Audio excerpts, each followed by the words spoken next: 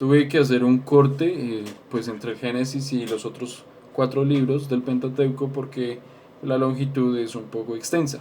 Continuando con el Éxodo, entonces el pueblo seguía allí y el faraón y José habían muerto. Pasados los años, el faraón de turno tuvo miedo del crecimiento de estos porque se podían aliar con los enemigos y derrotarlos. Entonces los esclaviza y mata a los primogénitos para reducir su número. En eso nace Moisés, quien es salvado de las aguas y recogido por una hija del faraón. Lo adopta y crece como egipcio. En eso, pues en su lapso de vida, ve como un egipcio mata a un israelita, a uno de su pueblo, y toma venganza. Luego de matarlo, pues huye asustado por lo que había hecho.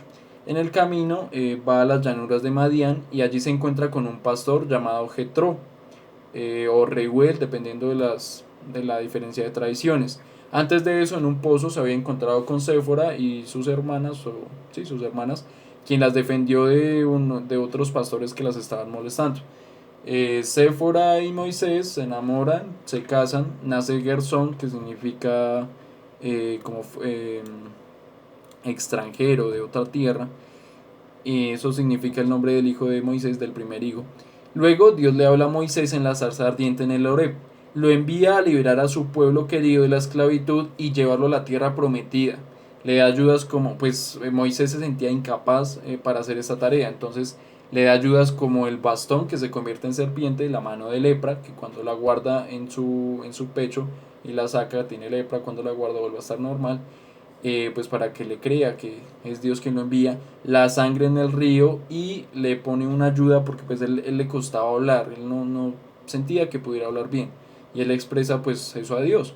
Dios en su misericordia le pone a su hermano Aarón para que le ayude a hablar con el faraón. Moisés se dirige al faraón, hacen todo el proceso como en varias ocasiones, pero el faraón se niega a liberar al pueblo.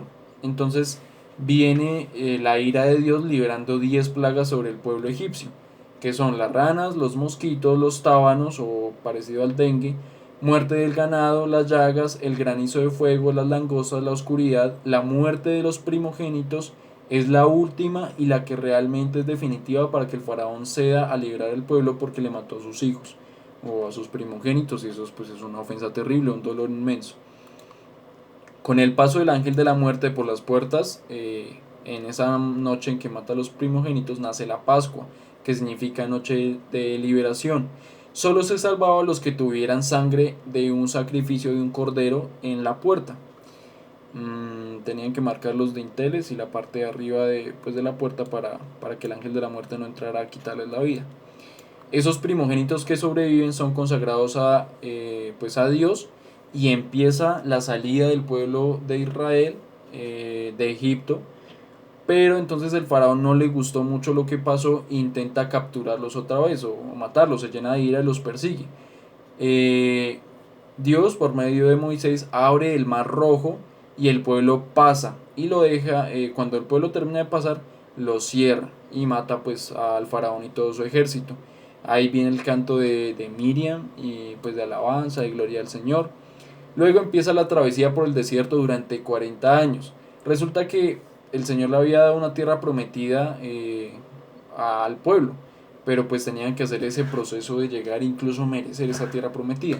Durante 40 años daban vueltas por el desierto, pues mientras que están listos para tomar esa tierra, porque pues esa tierra es de los cananeos. Entonces pues tienen que ganarla pues por lucha, y en ese momento todavía no estaban listos, entonces duran 40 años dando vueltas. El pueblo se queja, en ese transcurso se queja de que no hay agua y Dios les da el maná. El pueblo se queja de que no hay comida y les da el maná o el manjú, que significa ¿qué es esto? Porque era una harinita que caía del cielo y de eso lo cogían y amasaban pan o hacían pan. Le pusieron ¿qué es esto? También perdón, el pueblo se queja porque no hay carne, el Señor les da codornices. En algún momento llegan al Oreb y no tenían agua. Moisés golpea con su bastón la roca y sale agua dulce, o mana agua. Sigue pasando el tiempo, el pueblo crece y los problemas también. Entonces empiezan a haber riñas entre pues el pueblo, y por consejo de Jetro, Moisés crea los jueces para ayudar a ordenar el pueblo. Luego viene la alianza de Moisés y el pueblo con Dios, que se hace en el Sinaí, de donde baja las tablas de la ley. Pero encuentra que mientras que él estuvo arriba hablando con el Señor, el pueblo se desordena, crea un becerro de oro, lo adora, lo idolatra. Moisés con rabia rompe las tablas de la ley, rompe el becerro, y bueno, ahí viene todo el proceso.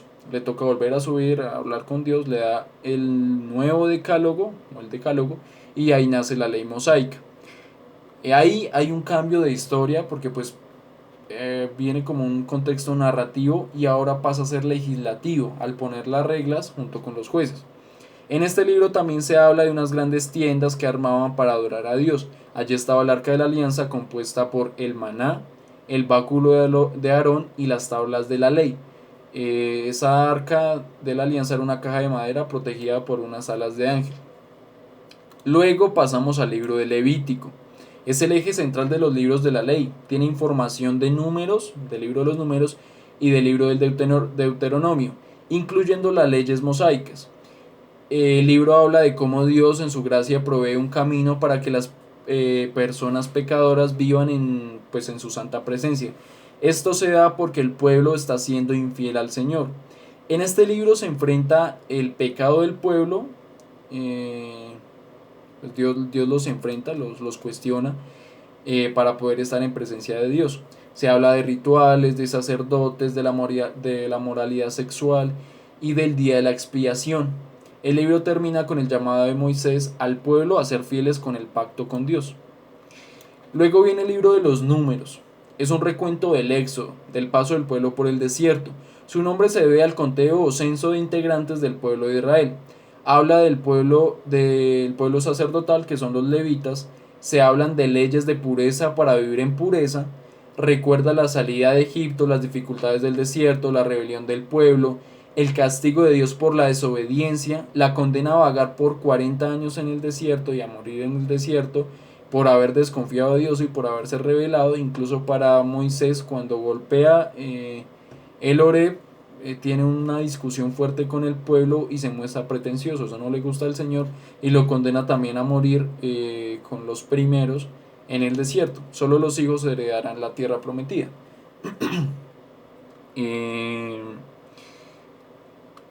Entonces también se recuerda la rebelión del pueblo y hay un hecho que se siguen rebelándose del pueblo de Israel y son castigados con mordeduras de serpientes, y ahí sí vienen a suplicar al Señor.